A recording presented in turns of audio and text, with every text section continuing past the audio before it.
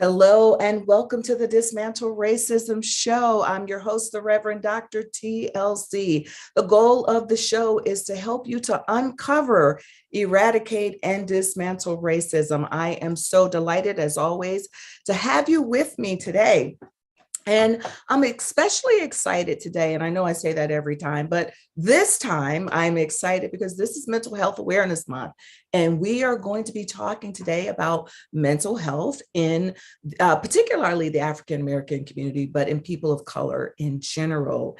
And so I want you to stay tuned. If you have questions, please make sure you put your questions on Facebook, put them on YouTube. Please tell a friend to join you to listen into this conversation today. If you like what you hear on the Dismantle Racism Show, please subscribe and tell other people to subscribe as well. We want to build our following so that people can understand what they need to do if they want to engage in racial equity and social advocacy. And if you just want to learn more about the things that are relevant to people of color. So whether you're an advocate, an ally, or just listening in for yourself, it is important for you to listen to the show each week and also to tell other people about it so you can have some discussions. If you have questions as well, I invite you to send me a message at sacredintelligence.com. Just go to the website and you will find a contact page there, and you will be able to send all your questions, thoughts, and comments to me. We want to get started, as we always do, with our show. And I want to invite us into a time of meditation. So if you would, I just invite you to close your eyes if you're in a place where you can do so. And if you are sitting, I just want you to, place your feet firmly on the floor. And I want you to begin to feel yourself supported by your chair or by your couch or car seat, wherever you are, if you're not, of course, driving and you're pulled over someplace. You want to make sure that you're safe. And I want you to just begin to breathe in and out, connecting with your breath, connecting with your divine wisdom, connecting with your sacred intelligence, which is that part of you that allows you to make intelligent choices that are going to manifest your greatness while helping others to manifest their greatness. So breathe in and out. And I want to just invite you, if you would, to take a really slow, deep breath in and hold it. And then just to release it really slowly. I'll take one more deep breath in very, very slowly and hold it and then release it. And as you return to your normal breathing, recognize that there is power in your breath. Your breath centers you. It calms you when you're feeling anxious. It gives you a moment to think when you've been triggered. It stabilizes you. And it lets you know that you are full of life. It connects you with your sacredness, your divinity. Again, it connects you with your power. And if you pay attention to your breath, if you sit quietly enough, you will receive guidance and direction for your next step. And you will understand that you matter and what you do matters. You will understand your connection with others, whether that be family, community, or the world. We are all interconnected. We do not exist in a silo. You are important and your work is important. Your purpose is important. So just breathe in and out and let that settle into your very being, your essence.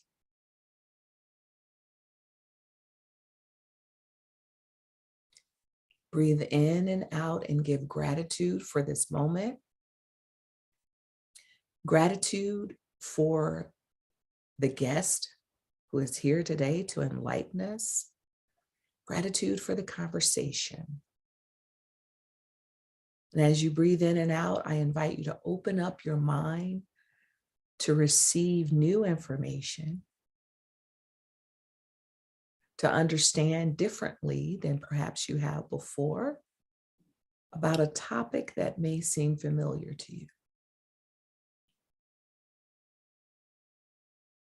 So just take a deep breath in. Give gratitude for yourself in this time and place. And recognize that the power of one contributes to the power of community.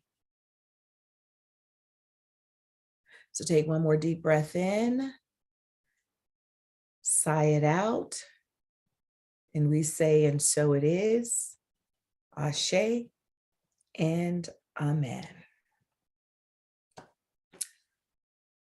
In preparing for today's show on mental health, I decided to do something that I haven't done in years. And that is, I went and picked up this dissertation that I did so many years ago. And, when you do a dissertation, unless you're going to publish it for writing, most of the time you don't want to look at it again. You actually don't want to go back through. You don't want to look and see the number of errors, and you've looked at it like it seems like millions of times. So you just don't want to look at it again. But you're proud of the work that you've done. But why did I pick it up today? I picked it up today because I was reminded, really, that the topic that I chose was help seeking among Black parents, the utilization of professional and non-professional help. Because years ago, when I did my dissertation, which was in 1998, I can't believe the time has gone by so quickly, but when I did my work, I wondered whether people of color, Black people in particular, whether we sought help. Because oftentimes we do not, because of the history of what has happened to us. Some of you will remember the syphilis study that was done at Tuskegee Institute, where they purposely gave Black men syphilis for the purposes of a study. We were guinea pigs. And so we, as people of color, as African Americans, don't often trust the system because of what has happened to us in the past. There are other things that come into play with why we don't trust the system as well, because sometimes we feel like if we go and talk to people who don't understand us, who don't understand our culture, the next thing you know, the Department of Children and Families might be called on us. So we don't trust the system. And we have this thing about what happens in the family stays in the family. And unfortunately, when we don't talk about things, we don't recognize that there are other people in the community who are going through things. We don't recognize that there are people who look like us who are available to help us. And we don't recognize that there are people who don't look like us who are willing to help us and who can understand us and what we're going through.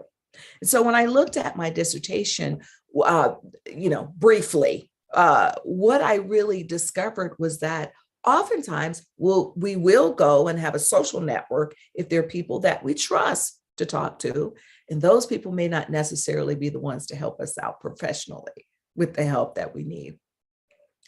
And if the problem is severe enough, we might go and get help. But all too often, we will say, oh, something is wrong with that person. They're a little touched in the head, or that's just the way that they are. Yeah, well, it might be the way that they are, but they could get some treatment and they don't have to suffer. And neither do you have to suffer. If there's someone in your family, or even if you yourself have some mental health issues. So today on the show, we're actually going to be talking about mental health in the Black community. And what we're talking about is actually relevant to other folks as well. So please don't stop listening because you think it's not relevant for you. Because much of what we're going to talk about, even if we're talking about some of the symptoms of mental health and talking about, how to find the right provider for you, all of those things are relevant to you. I want to start by saying, though, that because this show is about dismantling racism, what we will be looking at, and the reason why we're talking about African Americans in particular, is because race permeates every single thing that we do in society. And people will often say, oh, you're just playing the race card, or why do you have to talk about race so much? It's because we live in a system that is inherently racist. And all our policies and even some of our rules are based on race. Is based on categorizing people and othering people. I've talked about it before. When you look at the criminal justice system, who do you see in the criminal justice system more often? Even for committing the same crimes that our white counterparts commit. You see people of color, and in particular, there's a high prevalence of Black folk in prison. Well, the same thing happens when we look at medical disparities. And when we're looking at mental health disparities, even in the way people diagnose us, because they will see behaviors as deviant that are not actually deviant behaviors. And race isn't considered oftentimes when people are diagnosing. So today we're going to get into this conversation with my guest. My guest today is Khadijah Tuitt, and she will come on in a few minutes after the break. But I want to tell you a little bit about her just before we break.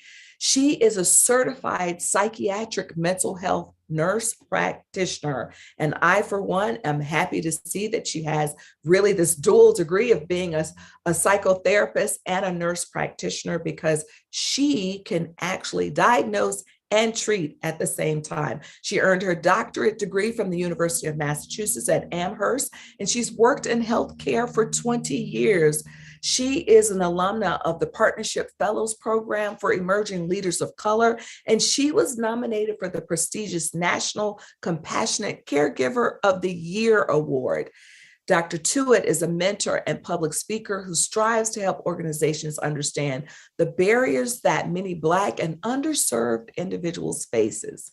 She ventures to create opportunities to break through racial biases through creating opportunities for organizations to understand the power of culture, diversity, and inclusivity. And so when we come back from the break, I want to welcome to the show Dr. Khadijah Tuitt. We'll be right back with the Dismantle Racism Show. Excuse me. I'm your host, the Reverend Dr. TLC. Are you a business owner? Do you want to be a business owner? Do you work with business owners? Hi, I'm Stephen Fry, your small and medium-sized business, or SMB guy, and I'm the host of the new show, Always Friday. While I love to have fun on my show, we take those Friday feelings of freedom and clarity to discuss popular topics on the minds of SMBs today.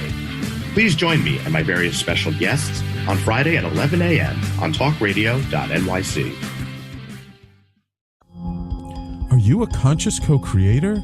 Are you on a quest to raise your vibration and your consciousness? I'm Sam Leibowitz, your conscious consultant, and on my show, The Conscious Consultant Hour, Awakening Humanity, we will touch upon all these topics and more. Listen live at our new time on Thursdays at 12 noon Eastern Time. That's The Conscious Consultant Hour, Awakening Humanity, Thursdays 12 noon on talkradio.nyc.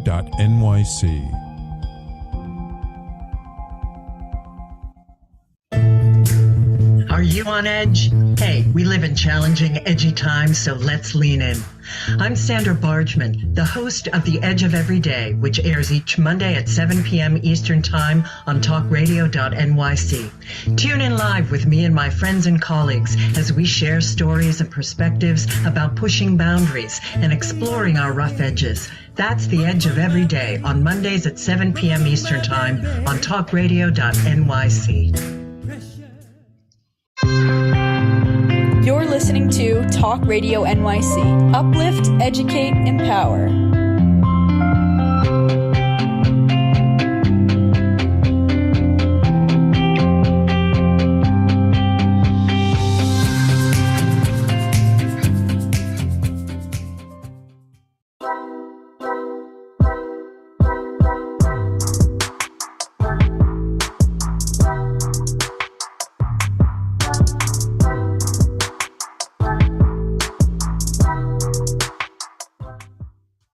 We are back with my guest today, Dr. Khadija Tuitt.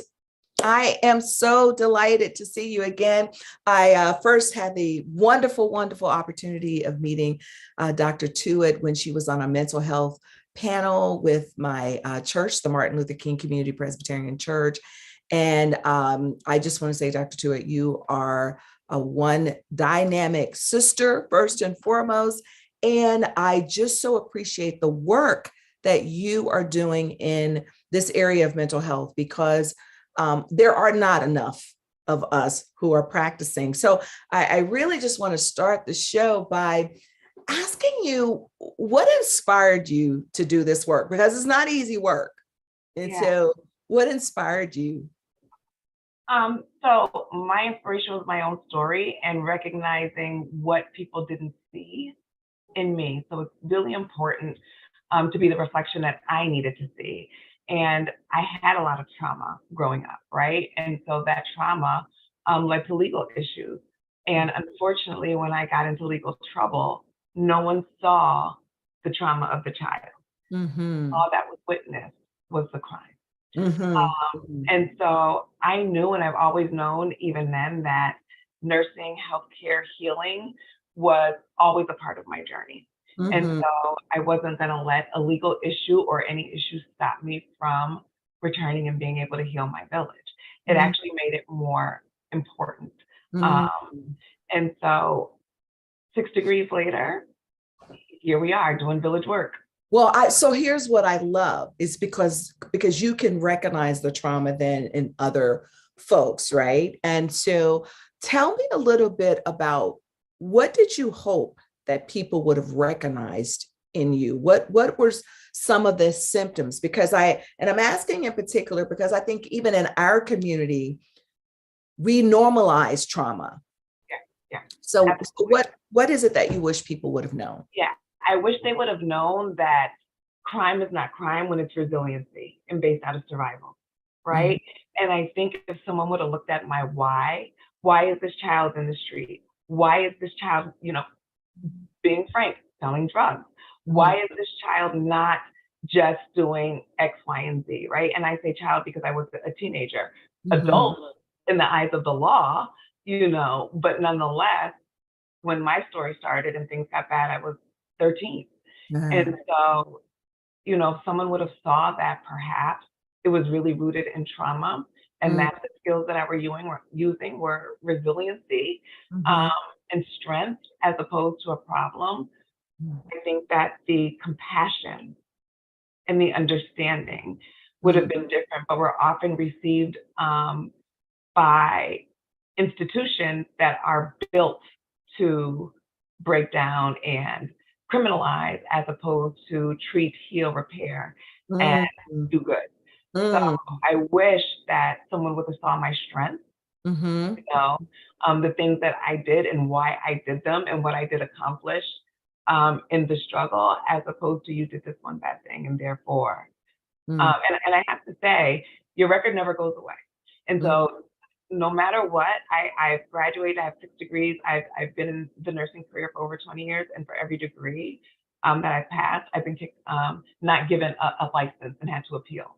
So it doesn't necessarily go away despite things occurring 20 years ago. So we have broken systems that say we want you to do better, but create a vortex where it becomes very difficult.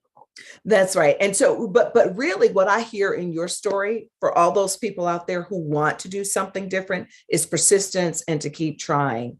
But what I also hear, because you're giving me flashbacks, because I used to work in a juvenile justice system where I saw more Black and brown kids locked up. And I also worked at a psychiatric hospital where I saw more white kids. So like, there's a lot we can get into here, but you're making me think about how important it was for kids to not just have a person who looked like them, but to have someone who was compassionate. Now, I was a no nonsense person. They couldn't just do anything that they wanted to, because, kids like to curse and do all this other stuff. And it was like, no, not with Dr. Avery. You can't. Boundaries. There's their boundaries. Now, if they were in the middle of a session and something came out, but they had boundaries with me, and then they respected that, sometimes even more than the parents. But my thing, like you said, was always like, why is this kid behaving like this, right? And so that's what I hear you saying, is that get to the root of understanding why the kid is doing what they're doing, right? But you're also saying something that's really critical too, this word resiliency, and that the system is out there. So there was a reason why you were engaging in that activity. Right. Survival. So this goes well beyond just mental health, right? It goes. And let me say that when I got in trouble and was arrested, I was literally in my last semester of nursing school and was pulled out of class and told that I could not continue. So even in a profession that should be more trauma informed, no questions are asked.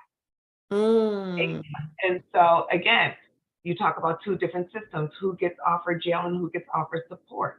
Now, once was I offered therapy, treatment. That was not like an option. Like, maybe we need to get this kid some help, right? Also raising siblings and has a child of their own. So not just, one person just out there, like literally caring for others in her family. So let me just say that I applaud you, Dr. Tuitt. I mean, just like you're saying it, and you're just saying it in a 30-second spiel, but like, I applaud you. And I thank God for you, because for you to 6 degrees later and to have to keep fighting the system. And I often say, if we look at what an educated professional has to do to fight the system, think about the people who don't have what you have and what they're fighting every day.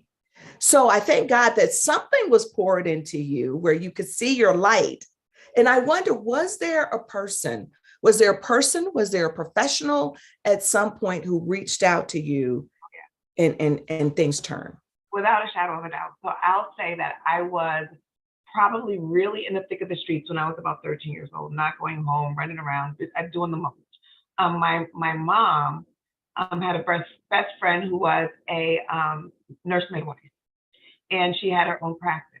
And in her practice, she treated a lot of young children who were pregnant, victims of trauma, you name it. And she brought me to her practice in another state, and I worked with her. And when I tell you, I was like, what do you want me to do? And she said, you sit at that bedside and you make them feel safe, you support them. And so my job was to basically tell them that they were beautiful, that they were strong, that they could do this, that they were powerful, because a lot of times they were alone, victims of trauma. So it gave me insight to say, your story might be bad, but somebody can have it worse, and you can still support them in your own trauma. And so what it did, and I wish I would have said like, oh, a light bulb went off and I went back home and I never got in trouble again. No, but a seed was planted. It was planted. And one day I knew I wasn't always going to be in the passenger seat, and I could take control. And so although I still went back to my life, another life was always in the back of my head. Yes. Yes. So all it takes is just, well, not all, but planting that seed. Show the difference, right? When I graduated as an LPN 10 months later, I went back to the very same block that I got arrested with and showed them my check, because brilliance is filled in the hood. Okay, opportunity is not. Exactly. Opportunity is not. Yes. And so when I said I only went for 10 months, I have this check and I can now walk around with money and the police can't arrest me or take it. Mm-hmm. So it's also going back and showing people like, hey, let me show you a different way. Because you got some of these same skills and the same stories I do, but we don't have to keep doing X, Y, and Z. But I love that you're saying that too, because what you're saying is, it's like, okay, you're modeling for them, but you said something critical that a guest said on my show a few weeks ago, and I hope that my listeners keep hearing this, is that word opportunity. And I'm actually going to have a whole nother show with this individual just to talk about the opportunity. Now, some of us get opportunity and we don't see the opportunity there. We don't take advantage, but all too often in our communities, we don't have the opportunities. And then that contributes even more to like our apathy, our despair, our depression. And then again, we start to normalize that, right? But was there a person professionally, like once you started your journey, you're in school, you say you get arrested. Was there anybody then, as you were getting your degrees, who sort of said, I'm going to help you walk through this, or here's where you can go? Did you ever have anybody who was a mentor to you in that way? I would love to say that I did, but that is not the reality. Okay. You're in a vortex, you're in survival mode for a very long time. And so as most of the people around you are, just the fact that you got into a program, people are already looking at you as if we hold you to a higher standard and we're looking to you to show us what to do.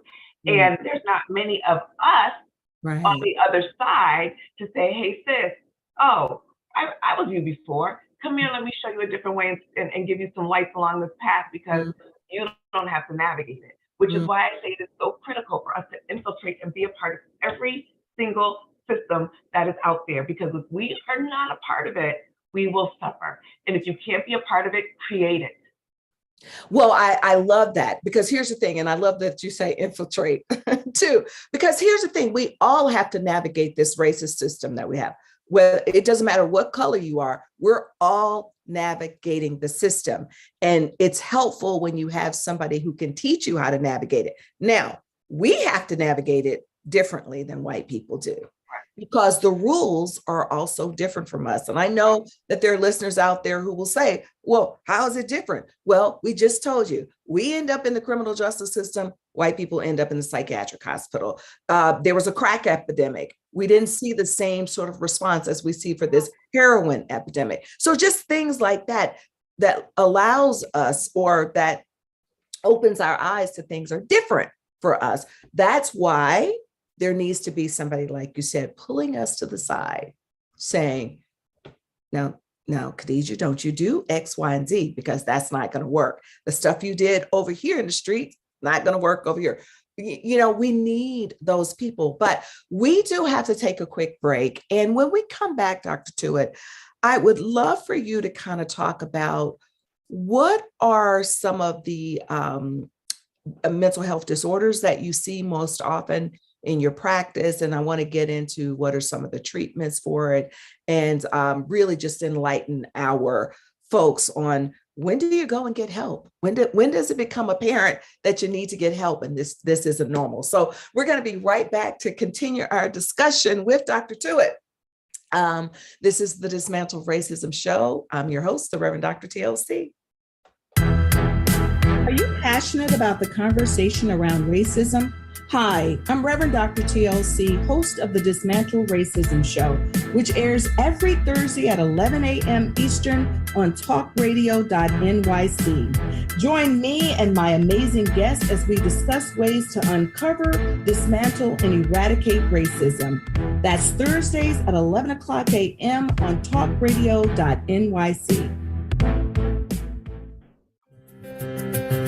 In a post-COVID world, you may have many unanswered questions regarding your health.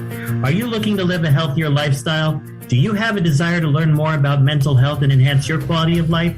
Or do you just want to participate in self-understanding and awareness? I'm Frank R. Harrison, host of Frank About Health, and each Thursday, I will tackle these questions and work to enlighten you. Tune in every Thursday at 5 p.m. on talkradio.nyc, and I will be frank about health to advocate for all of us.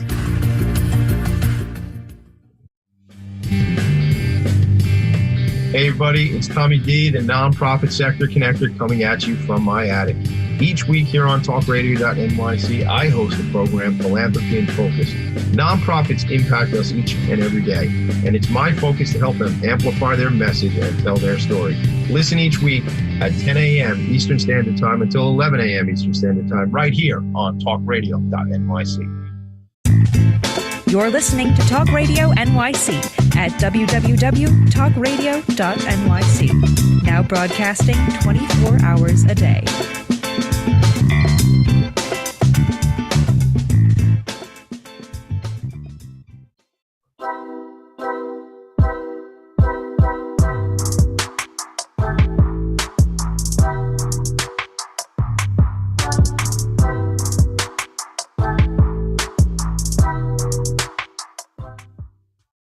I'm back with my guest today, Dr. Khadijah Tuitt, who is a certified psychiatric mental health nurse practitioner.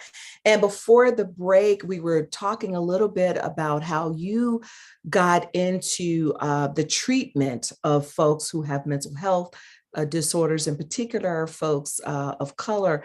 So tell me, Dr. Tuitt, what are some of the most common mental health disorders you see in your practice? I think you're muted, so unmute yourself. Got it. Okay, so I do see a lot of depression. I see a lot of anxiety. I see a lot of trauma. I see a lot of undiagnosed ADHD, which I will say is a really big problem in our community because it wreaks havoc when children become adults who have not been appropriately diagnosed. Mm-hmm. And I think that, especially with this one diagnosis, people misconstrue intelligence with you know, the symptoms and the diagnosis. Mm-hmm. And usually when you say, I think you know that this person is struggling with this, it's like, my person doesn't have any trouble learning. And it's like, yes, they're brilliant, but they are struggling. Mm-hmm. And can you just give some symptoms of ADHD, and can you help the listening audience to understand? Because I love that you said, well, they're learning. So can you help them to distinguish when would be a good time to bring them in to get help? Absolutely, because not everyone who has ADHD needs medication. A lot of people can be treated with behavior modification. But when it gets to the point where you're so inattentive or distracted or disorganized, or you can't get through your day because your mind is so filled with thoughts that it's overwhelming and you don't even know where to start, and it's starting to affect your personal relationships. You're having social anxiety. Your work performance is tanking. It's taking you a long time to get things done. Or no matter how hard you sleep, you wake up exhausted, tired, because the reality is your brain never really shut down, even though your body laid down. Mm-hmm. And so I think when it gets, and that's for any diagnosis, you say to yourself, this feels hard. I'm struggling. Your gut does not lie. When you keep thinking, I wonder if, do I have to suffer? Is this normal? That's a big thing. Is this normal? If you are asking yourself who you know, if something is normal, that's the time you should come and have a conversation. And unfortunately, what happens is people keep going through life as if it's normal. And then all of a sudden, when it's gotten to the extreme, they're like, oh, wait, you know, but so I appreciate you giving those symptoms for ADHD. And there's a similarity between what you're mentioning for adults with youth. And so when should a parent, because we hesitate, because we don't want our children on medication. So what advice would you give to parents who are saying, you know, my child seems to be a little bit hyperactive or inattentive or impulsive, right? You know, talk to the parents out here about that. First thing I want parents to know, because I think people also think addiction. I don't want my child addicted. And I think when people think ADHD, the only thing that they think about is stimulants. And there are many different treatment options for ADHD. So that's one thing, is that everything does not have to be a drug that's addicting, and it doesn't have to be forever. The other thing is that if you feel like you know your baby, and if your baby is struggling hard and you see that they're trying their best and it's causing them to now not sleep well, have anxiety, have self-doubt, we don't want to have one problem become 2 or 3. And what usually happens is that when it's not treated internally, the child starts to think that they are broken and something is wrong with them. Because no matter how hard they're trying, it's not working. Thank you for that. And then the other thing I think that we do, well, some parents, I won't say all, but sometimes parents will like, can you just get over there and sit down? Or you're so this, you're so that. We're going with old patterns, right? Of perhaps how we were raised, or whatever, and not understanding, like, wait a minute, they're not sitting down because internally they're going crazy, right? So, well, I'll let you respond to that. And then when you respond, could you also address the importance of schools identifying? Because I think sometimes we rebel when the school is saying, hey, I'm having problems, we get like upset or attitude about it. So can you speak to that after you answer your question? So there's a few things too. So there's medication and there's also food. So a lot of people with ADHD crave sugary, non-healthy foods. And so if you're also giving this to your baby a lot, like this is all they'll eat or this is what they want all the time, alarms are going off, okay? Because they're craving the dopamine, they're looking for the sugar rush, and certain things will make it worse, red dye. So knowing a healthy diet is very important. Do we live in an environment where we can have access to healthy diets? That's a whole nother situation. Then honestly, ADHD in schools, again, yes, parents are going to be on guard, and I would say we should be on guard, because a lot of times trauma and ADHD can manifest and overfold. And if someone is on the other side who is doing that evaluation and they're not aware of culture and certain dynamics, then a misdiagnosis can also occur.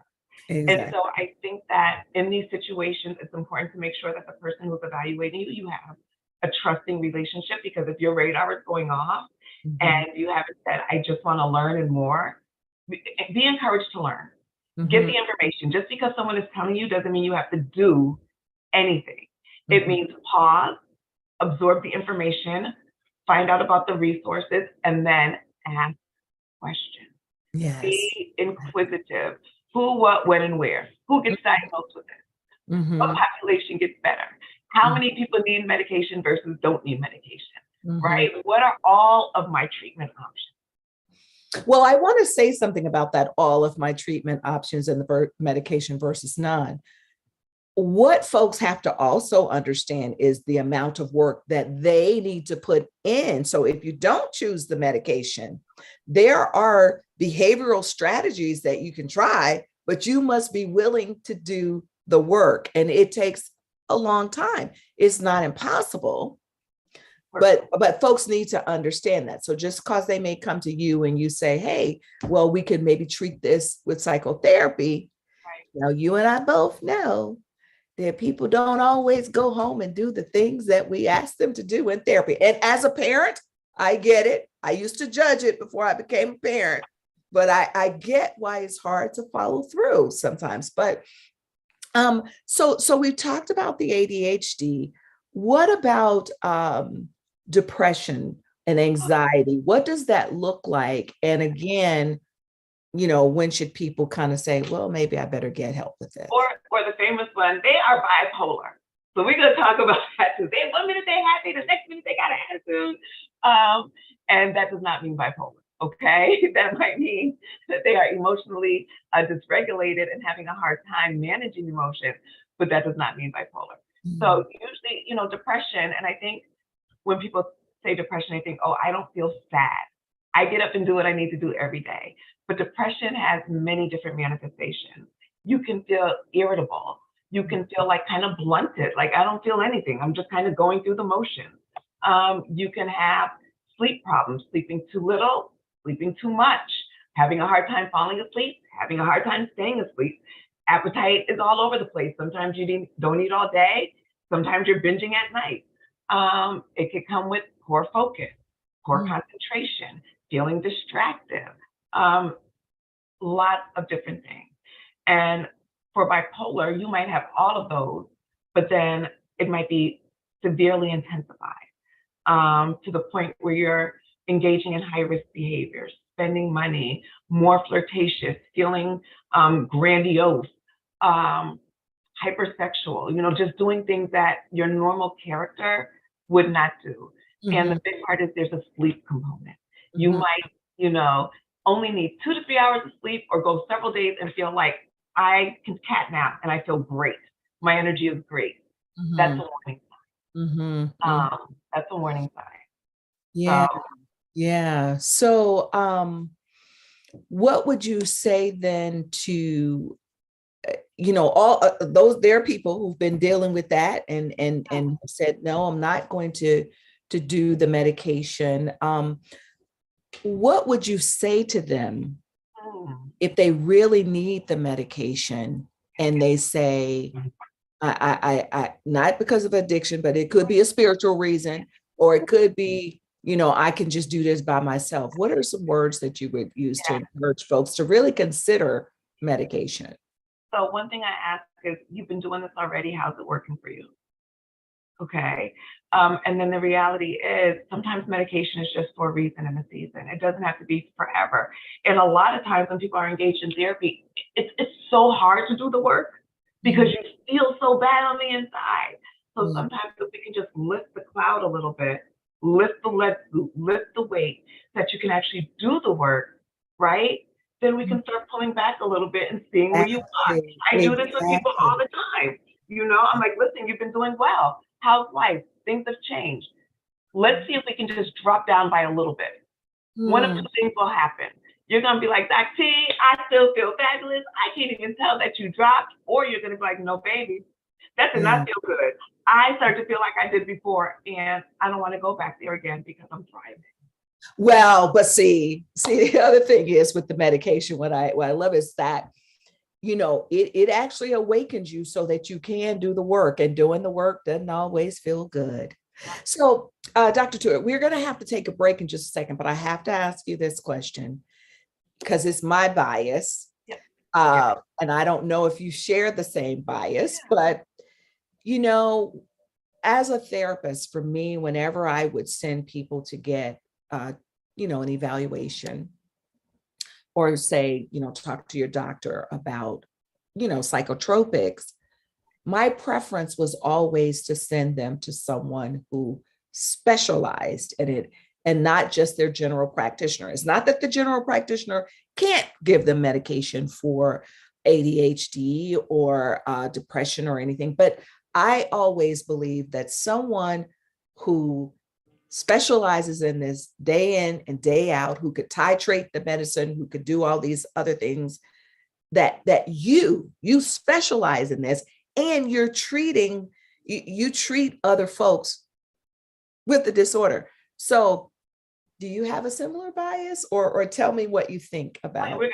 You got time, or you want to wait for that? Oh, well, you know what? I guess I should just wait till after the break. We're break. going to talk about it. We'll come back. And then hopefully there are a couple other questions we can get in before the show. Got it. But we're going to take a quick break and we'll be right back. Hey everybody, it's Tommy D, the nonprofit sector connector, coming at you from my attic.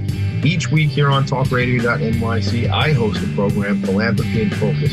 Nonprofits impact us each and every day, and it's my focus to help them amplify their message and tell their story. Listen each week at 10 a.m. Eastern Standard Time until 11 a.m. Eastern Standard Time, right here on talkradio.nyc. In a post-COVID world, you may have many unanswered questions regarding your health.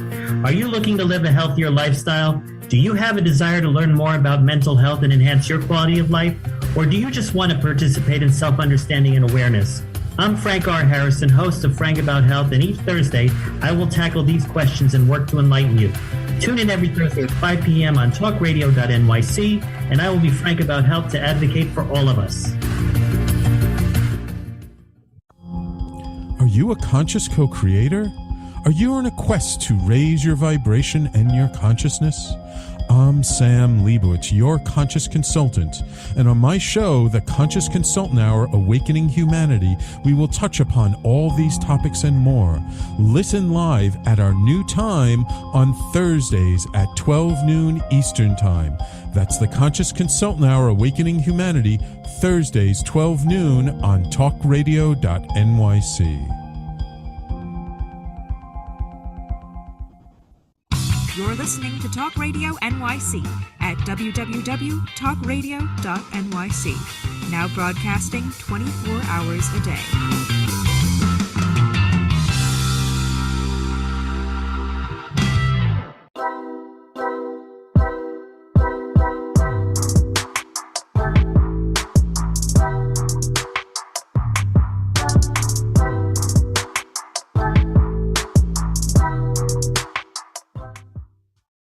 We are back in our final segment. It goes so quickly. So Dr. Tuitt, before the break, I was asking you about your preference for people seeking help from someone like you who specializes versus going to their general practitioner for medication. So you're muted. Okay, so general practitioners they're great partners. Because oftentimes they're the first line of defense, but what they're going to be able to do is very basic. And when I say basic, you're going to say, I feel depressed, I feel anxious, and they're going to say, here, take this antidepressant and see if it gets better. The difference is, it's like, for me, remember in the beginning, who's receiving you, right? I wish somebody would have saw everything before and not just what happened in that moment. The difference between someone who specializes, we're going to take a walk with you.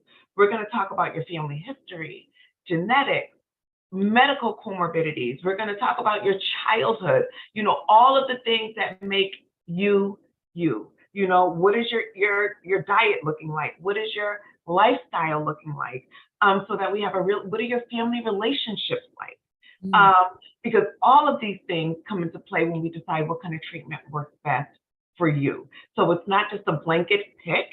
It is actually something that is tailored to you, your history, your family, your needs, so that we're really getting to the root of the problem and not just masking something in the moment. So a couple other questions before we end. One, what are some of the barriers to us coming in to get treatment? What are some of the things that you are seeing most often? So big things are, one, there's lack of access. And then when there is access, the person is not always received appropriately, especially when they look like us. And there are a lot of assumptions that people will have, before someone is even before you. So you talked about your capstone, your dissertation. My project was teaching providers to recognize their bias before someone even entered the room. And one thing I would do is I would give them 3 names. I would say Chad, Shaniqua, Muhammad. And I know they have a visual. And I say, your bias is already starting. You've already decided who that person was. So I think that we have to be very, very careful and respectful of the person who comes before us, because you might only have one shot. And a lot of times if that shot is blown, that person is not coming back. Been there, done that. I've seen the doctor before, and whoop de whoop, they didn't listen. I didn't feel heard. They put me on something. It didn't work. They wouldn't listen when I said it didn't feel good. And I think one of the biggest things is I would never tell someone to take something that does not feel good in their body. Yeah. Ever. And so what I hear you saying, though, for people who are practitioners in particular, listen to what your clients are saying and don't make assumptions. One of the things for me when I worked in an adjudicated system, I didn't read their files before I met them. And the kids would often assume that I read it. I said, no, I didn't read your file because I want to know about you, right? Your perspective is quite different. Now, what's interesting is they would always make an assumption about me because they made an assumption that if I'm Dr. Curry Avery, that she must have come with money. She doesn't understand. She's an Oreo. I actually had one kid tell me I'm an Oreo. And then I had to, kind of get up Yeah, on if you're honest though. I was like, you don't know anything about me or my Right. history or any of that. And then she was a little surprised. And then we connected and we worked really well together. But what would you leave for our listening audience, particularly for people of color, to come and to get help? Are there any parting words that you'd like to say? Yeah, it's for us too, y'all. Like, I'm gonna say this, there's so many things that we'll say that we don't like. Perfect example, this is our golf, okay? We will say, I don't golf, golfing is not for us. Just because you've never been invited to the club does not mean it's not for you. This is for you. We have a right to heal. We have a right to feel better. We have a right to have treatment that is tailored for us. We have a right to be received with respect and dignity, and if you don't know, come get an evaluation. Just come and ask me a question. I'm more than open to, the goal is to heal the village. That's the goal. That's the goal. I love what you're saying, because especially with this being Mental Health Awareness Month, I think all too often we just simply will not go get the help because we use this mantra, I'm a strong, especially women, I'm a strong Black woman, or I'm a strong woman, but you don't have to carry the weight of the world on your shoulders, right? You can get help. There was a time we had to do some stuff. You don't have to. Now, I would be remiss if I didn't ask you this question, because I'm a pastor as well. Yeah. I have to kind of talk about the spiritual bypassing that happens in our churches sometimes. So what can pastors do to foster our people going to get the help that we need? Right back to the village. And this is why I work with a lot of faith-based institutions, because God has put us all here to help and to aid and to assist, right? Not just one. And what I need people to understand is that the faith-based institutions have always been our hub. That's where we go to find peace, to get support, to be heard. And so when someone is coming, broken beyond what you can prepare, this is not a prayer thing. This is not a faith thing. This is almost like letting someone who has a severe illness, telling them that they can just get it together and be better. It's a partnership. So know that you can hand off that person and have their faith remain intact, their dignity remain intact, and they can start really healing without more self-doubt and more like, I'm not praying hard enough, I'm not close enough to God, I'm not fasting enough. Like all of that, again, plants more seeds of brokenness. And we need to make people feel worse or struggle more. That is not how we heal. And I actually call those wounds of religion myself. That's the term that I give, because you're wounding that person some more. And I remember back in the day when I first started this, when I was an intern, and I was talking to this woman about medication for her child. I don't believe in that, and blah, blah, blah, blah, blah. God can heal me. I said, let me tell you something. I said, I believe that I'm doing God's work by being a therapist. And God puts people here as instruments. You go get medication for everything else. Right. Now, if it's not the right thing, then don't get it. So I love that you work with faith-based institutions and try to help us to understand more, which again, I'm so glad that you came to our mental health forum and was one of the panelists, because people were really engaged and they were listening. And I could see that, even sometimes when they looked like they were given a blank stare, they were processing. But I really appreciate what you're doing out in the world. And so tell people, how can we get in touch with you if they want to receive services from you? Tell us a little bit about that. Yeah, you can always send me an email, or you can go right on the website and book your own appointment online, even if you just want a consult. So my email is dr.t@intuittbh.com. And it's Intuit, like INTUITT, which is my last name, because when you see me, we are going to get into it. Okay. And my website is intuittbh.com, INTUITTBH.com. So yeah. Yeah, thank you for that. And we'll have that information as well. It's actually on Talk Radio NYC's website, so you can find it there. But I know that you create a safe space for people to come and to see you. So I do hope that people will be in touch with you. I want to thank you so much for this conversation, for your vulnerability and your realness with your story as well, because I think it inspires people. And what you have done is help people to see that there are people who look like them who can help as well. And even for the folks who don't look like us, you've also given people some questions that they need to ask. They can speak up and be advocates for themselves. So thank you so much for being here today. I appreciate you. And thank you to my listeners today. I hope that you will go to the website again and comment and ask your questions that you still might have about mental health, because we want to be sure that we get you the information that you need. Go to sacredintelligence.com to learn a little bit more about the work that I do as well with helping you to walk your sacred intelligence journey of faith. Now, stay tuned for the Conscious Consultant Hour with Sam Leibowitz, where he helps you to walk through life with the greatest of ease and joy. May today you tap into that sacred part of you that allows you to make choices that manifest the good in you and those around you. Know that we are all one and exist because of one another. Make it a priority to share love, hope, compassion, and peace today. Be well, be safe, be encouraged. Until next time, bye for now.